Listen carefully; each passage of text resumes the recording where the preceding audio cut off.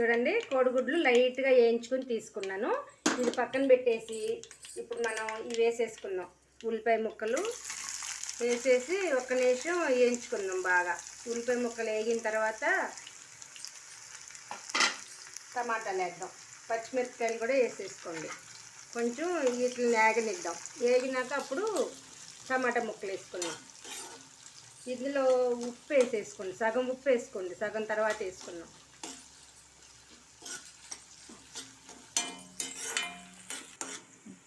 చూడండి, ఉల్లిపాయ ముక్కలు వేగిపోయినాయి. అల్లం వెల్లుల్లిపాయ పేస్ట్ వేసేసుకుంటున్నాను. కొంచెం ఇది వేగిన తర్వాత ఇప్పుడు ఉల్లాకు కొత్తిమీర క్లీన్ చేసి పెట్టుకున్నానండి. ఉల్లాకు కొత్తిమీర కూడా వేసేసినాక అప్పుడు మనం టమాటాలు వేసుకున్నాం. ఇదిగో